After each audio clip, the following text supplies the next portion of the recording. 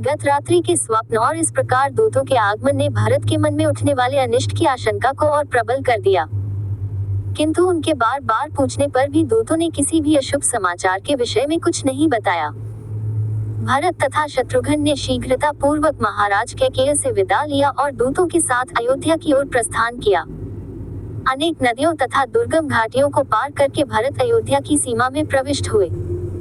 वहां का दृश्य देखकर वे बोले, हे दूत, अयोध्या की ये वाटिकाएं जन शून्य क्यों हैं?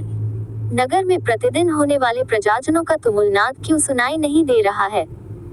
ऐसा क्यों प्रतीत हो रहा है जैसे आज अयोध्या श्रीहीन हो गई हो?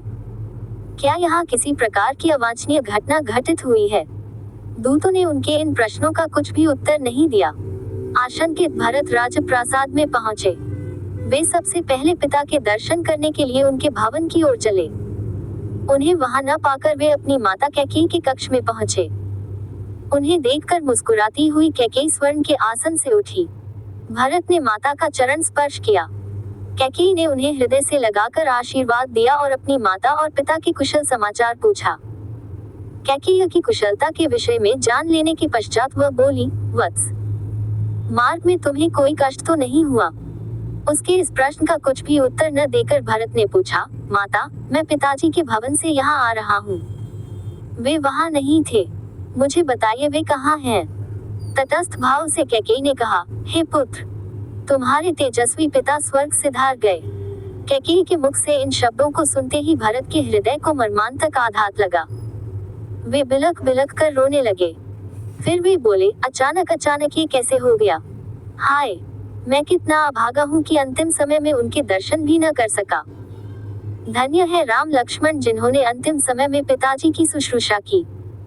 पिताजी के बाद अब भैया राम ही मेरे आश्रय एवं पूज्य हैं। वे कहाँ हैं? माता, क्या अंतिम समय में पिताजी ने मुझे याद किया था? मेरे लिए उन्होंने क्या संदेश दिया है? भरत को सांत्वना देती हुई कैकेयी बोले, वत्स, तुम्हारे पिताजी ने तुम्हारे लिए कुछ भी संदेश नहीं दिया। 5 दिवस और 5 रात्रि तक वे हा राम, हा लक्ष्मण, हा सीता कहकर विलाप करते रहे और विलाप करते करते ही परलोक सिधार गए। ये सुनकर भरत की पीड़ा और बढ़ गई और वे बोले, क्या पिताजी के अंतिम समय में भैया राम भी नहीं थे? क्या पिताजी को उनके वियोग में प्राण त्यागने पड़े? वे कहाँ चले गए थे? कैकेयी ने मुस्कुराते हुए कहा, तुम्हारा बड़ा भाई राम तो लक्ष्मण और सीता के साथ वकल पहनकर वन को चला गया है। मैं तुम्हें पूरी बात से अवगत कराती हूँ। तुम्हारे पिता ने राम के अभिषेक का निश्चय किया था। राम के अभिषेक की बात सुनकर मैंने महाराज से 2 वर मांग लिए। प्रथम वर से तुम्हारे लिए अयोध्या का राज्य मांगा और द्वितीय वर से राम के लिए 14 वर्ष का वनवास। राम के साथ सीता और लक्ष्मण भी स्वयं अपनी इच्छा से चले गए। उनके चले जाने पर तुम्हारे पिता विलाप करते करते मृत्यु को प्राप्त हो गए। अब यह राज्य अब तुम्हारा है, अतः शोक को त्याग दो और निष्कंटक राज्य करो। तुम्हारे विरुद्ध विद्रोह करने वाला अब इस नगर में कोई भी नहीं रह गया है। मैंने पूरी व्यवस्था कर रखी है। तुम गुरु वशिष्ठ और मंत्रियों को बुलाओ और अपना राज्य तिलक करवाओ। राम लक्ष्मण के वनवास के विषय में और पिता की मृत्यु का कारण जानकर भरत का मन व्यथा से भर गया और साथ ही साथ उनका तन क्रोध से जल उठा। वे बोले, हे पापिन माते, तुम रघुकुल का कलंक हो। मेरे भाइयों के वनवास और पिता की मृत्यु का कारण तुम्हारी दुष्टता ही है। तुम रघुकुल का नाश करने वाली नागिन हो।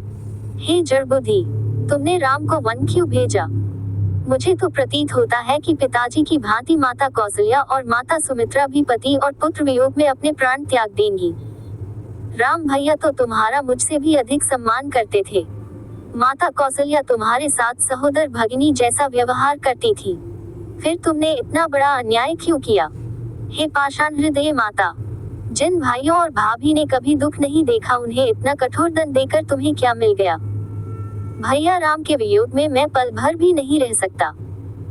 क्या तुम इतना भी नहीं जानती कि सद्गुणों में मैं राम के चरणों की धूलि के बराबर भी नहीं हूँ?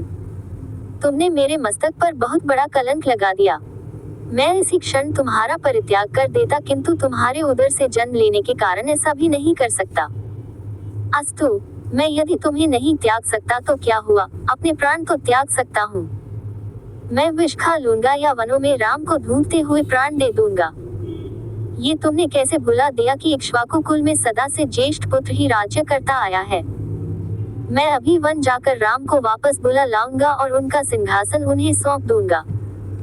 इतना कहकर वे शत्रुघ्न सहित रोते रोते कौसल्या के भवन की ओर चले दिए।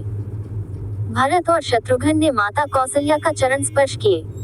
उन्हें आशीर्वाद देकर कौसल्या बोली, वत्स, ये तो अच्छी बात है कि तुम्हें राज्य प्राप्त हो गया, किंतु निर्दोष राम को वनवास देकर तुम्हारी माता को क्या मिला? मैंने निश्चय किया है कि तुम्हारे सिंहासन संभालने के पश्चात मैं भी वन चली जाऊंगी। उनके इन शब्दों को सुनकर भरत ने रोते हुए कहा, हे माता, आप मुझे क्यों दोष देती हैं? जो कुछ भी हुआ वह मेरे अनुपस्थिति में हुआ है। भैया के वियोग में तो मेरा हृदय फटा जा रहा है। उनके बिना अयोध्या का तो क्या, यदि त्रैलोक्य का राज्य भी कोई मुझे दे तो मैं नहीं लूंगा। राम के वंदगमन में यदि मेरी लेश मात्र भी सहमति हो तो मुझे रौरव नर्क मिले। इसी समय भूमि फट जाए और मैं उसमें समा जाऊं। यदि इस दुष्ट कार्य में मेरी सहमति हो तो मुझे वह दंड मिले जो घृणित पाप करने वाले पापी को मिलती है। ये कहकर रोते हुए भरत मूर्छित होकर कौसल्या के चरणों में गिर पड़े। जब वे कुछ चैतन्य हुए तो कौसल्या बोली, बेटा, इस प्रकार की बातें करके तुम मुझे क्यों दुखी करते हो? क्या मैं तुम्हें और तुम्हारे हृदय को नहीं पहचानती? और वे भरत को नाना प्रकार से सांत्वना देने लगी।